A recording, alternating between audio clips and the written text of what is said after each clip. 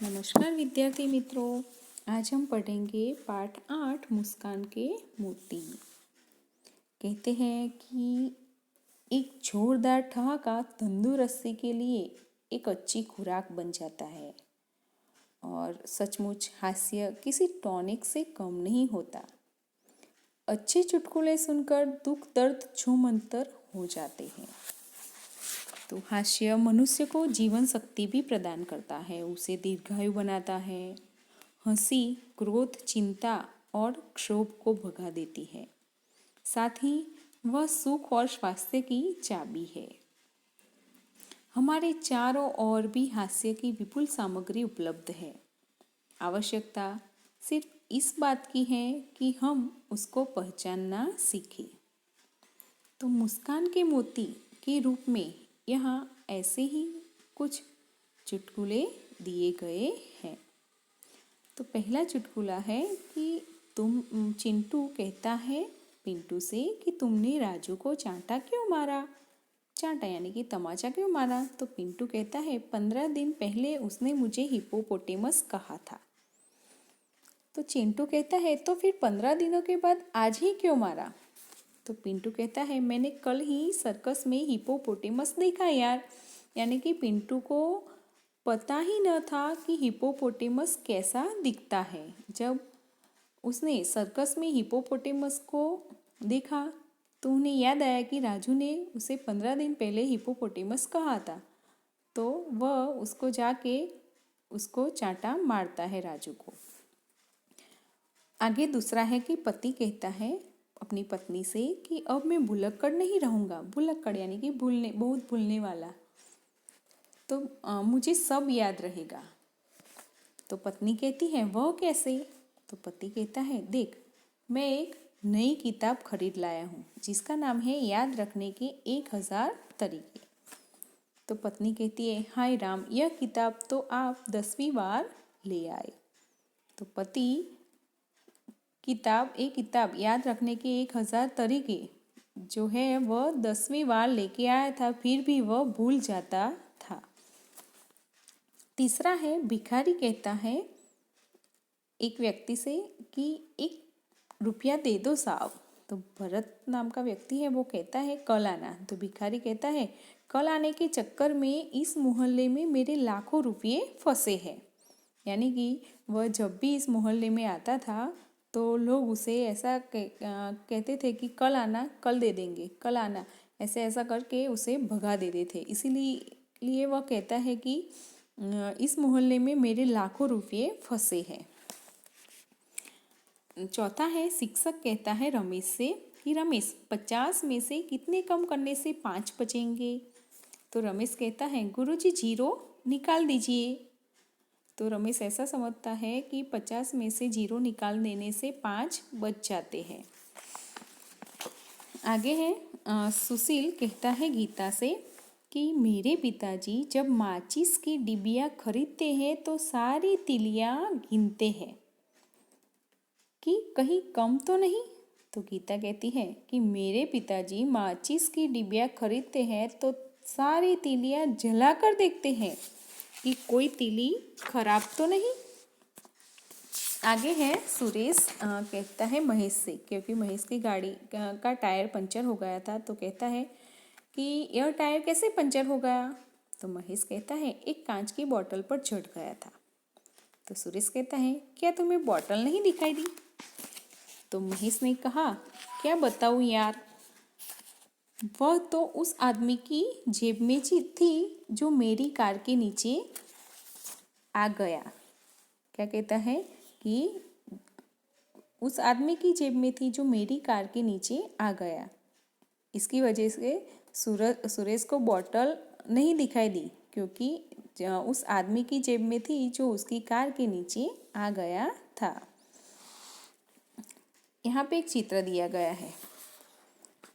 तो चित्र के बोर्ड पे लिखा है कि आपके जूते बाहर निकालिए। मंदिर का है। तो एक आदमी है, वह जूते मंदिर के बाहर निकालने के बदले जूते सहित पैर ही बाहर निकालकर प्रणाम करता है। उसके नीचे का जो चित्र है उसमें एक आदमी है जो उसने नकली सिर लगवाए हैं, तो एक ही सच्चा है, बाकी सब नकली है। तो डॉक्टर के पास जाता है और डॉक्टर से कहता है कि डॉक्टर साहब, मेरे सिर में दर्द है पर पता नहीं चल रहा कि किस सिर में दर्द है, आप ही कुछ इलाज कीजिए। तो डॉक्टर कहता है क्योंकि जो आदमी था उसका एक ही सिर सच्चा है, बाकी नकली है, फिर भी उसे यह मालूम नहीं कि किस सिर में दर्द है।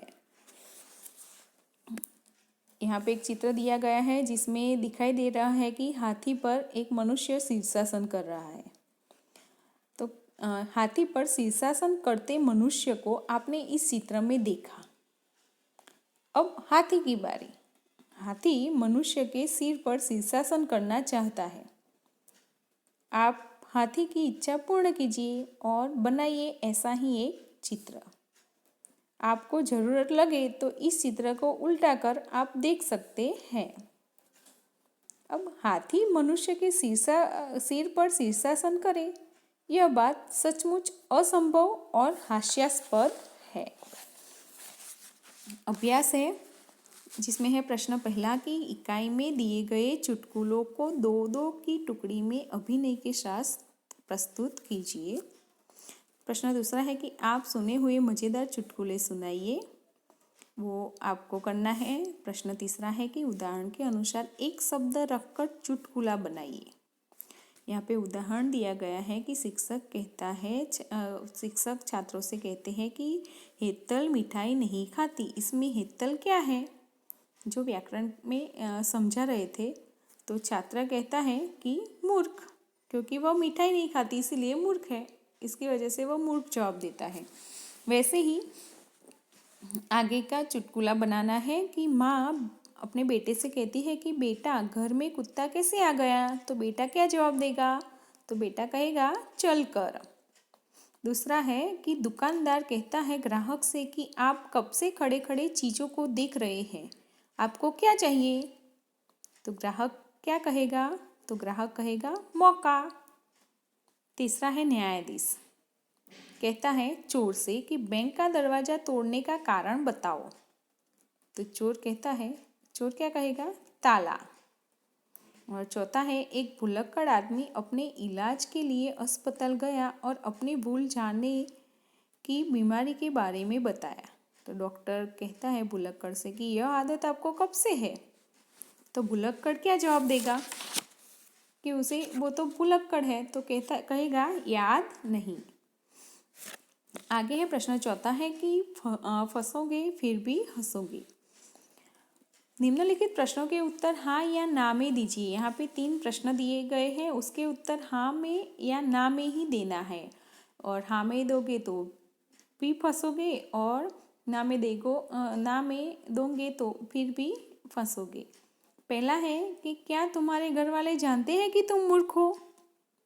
अगर हाँ तो, और अगर ना तो। अच्छा, दूसरा है कि क्या तुम अकेले ही पागल हो? और तीसरा है कि मेरे दिए हुए 500 रुपये खर्च कर दिए। तो आप इन तीनों प्रश्नों के उत्तर हाँ या ना में दोगे तो फंसोगे।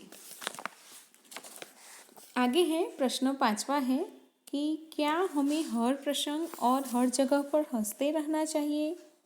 कारण सहित बताइए। तो हंसना तभी उचित है जब कोई हंसने वाली बात हो।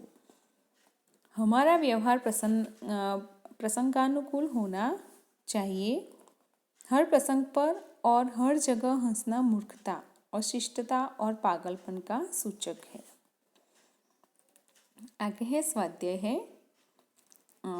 जिसमें प्रश्न पहला है कि आपके जीवन में कई प्रसंग ऐसे भी घटे होंगे जब किसी गंभीर या सरल बात पर आप या आपसे जुड़े अन्य कोई कुछ बोले होंगे और हंसी का माहौल बन गया होगा। यही तो है चुटकुला। ऐसी बातें याद कीजिए और चुटकुले के रूप में लिखिए। तो ये प्रश्न का जवाब आपको देना है। दूसरा है कि भाषा की एक खूबी है अनेकार्थी शब्द। अनेकार्थी शब्द के विभिन्न अर्थों का उपयोग कर चुटकुला बना सकते हैं और उदाहरण अनुसार चुटकुला बनाइए। यहाँ पे उदाहरण दिया गया है। शिक्षक कहते हैं कि लंका को सोने की लंका क्यों कहते हैं। शिक्षक ने छात्रों से प्रश्न पूछा कि लंका को सोने की लंका क्यों कहते हैं। तो छात्र कहता है क्योंकि वहाँ कुंभकर्ण जैसे सोने वाले लोग रहते हैं। तो जो शिक्षक ने प्रश्न पूछा उसमें जो सोने यानी सोना है, जो है धातु यानी कि संज्ञा, और दूसरे में जो छात्र ने जवाब दिया उसमें जो सोना है वह है निद्रावस्था क्रिया, जो हम सोते हैं वह, और जो सोना वो पहनते हैं धातु। वैसे ही यहाँ पे है बस, उत्तर और कर। तो इन तीनों का बनाना है। तो बस को पिताजी बेटे से कहता है कि बेटा क्या थक गए, थोड़ा ही और चलना है। तो बेटा कहता है पिताजी अब और नहीं, बस, यानी कि बस का अर्थ है कि अब मैं आगे नहीं चल सकता।